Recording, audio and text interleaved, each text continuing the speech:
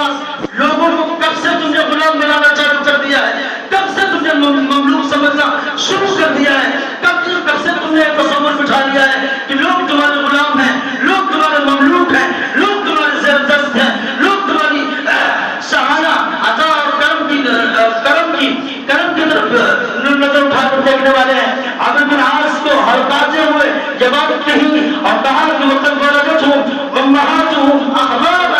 اور حال یہ ہے کہ ان کی ماں نے انہیں آزاد پیدا کیا تھا، یعنی آزادی ان کا بنیادی حق تھا، آزادی ان کا بنیادی رائٹ تھا۔ تم نے کیسے اپنی سلطنت کا اور اپنی حکومت کا ناجائز کیسے فائدہ اٹھا لیا؟ اور اسی وقت مصری سے کہا کہ جس طرح اس نے تمہیں مارا ہے تم بھی اٹھو، اس کی چھاپا مارو اور تماچا نصیب کرو۔ وقت کا سلطان اور بادشاہ عمرو بن عاص اور ان کا بیٹا بیٹھا ہوا ہے کہ اسلام کے عدل اور رواداری اور انصاف کے وہ بوٹے ہیں کہ انسانیت کو اسلام میں اور اسلام کے ماننے والوں نے بہت زیادہ ایسے حقوق دیے ہیں جو اگر میں بیان کرنا چاہوں تو بہت زیادہ ٹائم جائے گا۔ یعنی عدل انصاف کو جس طرح مسلمانوں نے بانٹا ہے اب دکھایا ہے، اور آزادی کو جس طرح بحال رکھا ہے، حضرت عمر رضی اللہ عنہ کا واقعہ ہو، عمرو بن عاص کا واقعہ ہو، یا اسلامی ادوار کا واقعہ ہو، اسلامی تاریخ کا واقعہ ہو، اور اس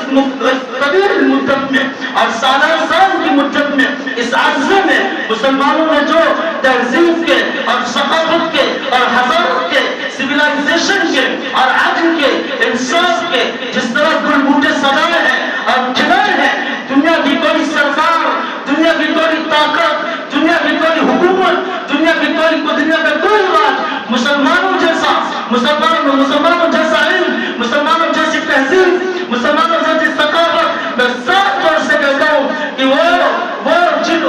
اصول قوانین پر چلتے ہوئے اپنی زندگی میں اور وفا سے ملے، ایسی تاریخ رقم کرنا، وہ مال کا نذرانہ پیش کرنا ہو یا جان کا نذرانہ پیش کرنا ہو، مختلف قسم کے ادیان اور مذاہب پائے جاتے ہیں۔ آج قوموں کی تاریخ اٹھا کر دیکھ لیجیے، مسلمانوں نے جس طرح کنٹریبیوشن کیا اور مسلمانوں نے جس طرح نمایاں کردار ادا کیا، دنیا کی کوئی تاریخ اس طرح نہ مان دینے والی تھی، نہ آزادی کے لیے جدوجہد کرنے والی تھی، نہ اس کے لیے گلبوٹے سجانے والی تھی، نہ ایسے افیکٹ دینے والی تھی۔ مسلمانوں کے علاوہ کوئی دنیا میں ایسی قوم نہیں ہے جو اتنی جھیالو ہو، جو اتنی پامند ہو، جو اتنی صبر استقلال کی پہاڑ ہو، جو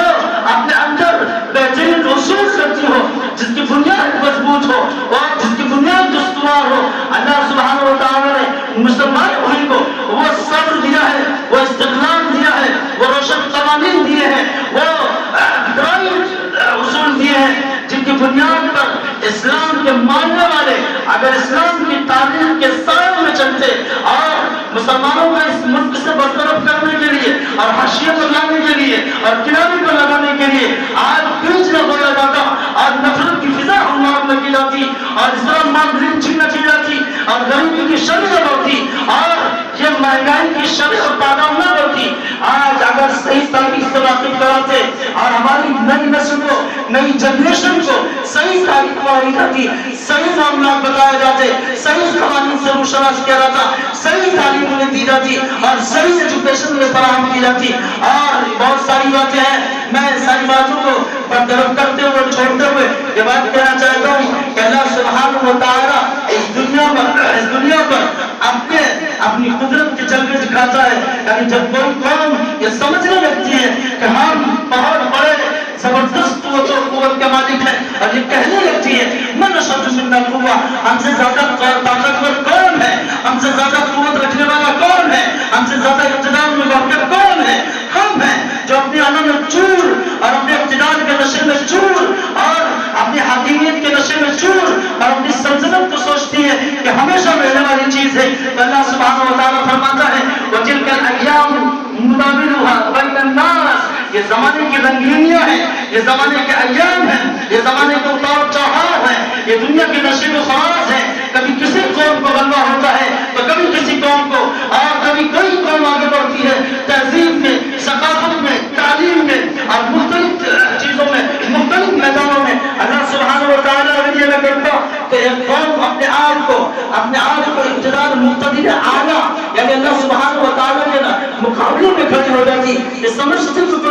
رہی ہے، صرف ہماری حکومت کا سورج اور ہماری سلطنت کا سورج ہمیشہ طلوع رہے گا، ہم پر کبھی غروب نہیں ہوگا، کبھی غروب نہیں ہوگا، کبھی زوال نہیں ہوگا۔ اللہ سبحانہ و تعالیٰ پھر اس کا زور توڑتا ہے، اور تاریخ اس بات سے واقف ہے، اور پوری دنیا کی تاریخ دیکھ لیجیے کہ جب بھی کوئی فرعون اٹھا ہے تو موسیٰ ضرور پیدا ہوا ہے۔ یہ اللہ سبحانہ و تعالیٰ کی کا قانون ہے، اس کا دستور ہے۔ تو حکومت میں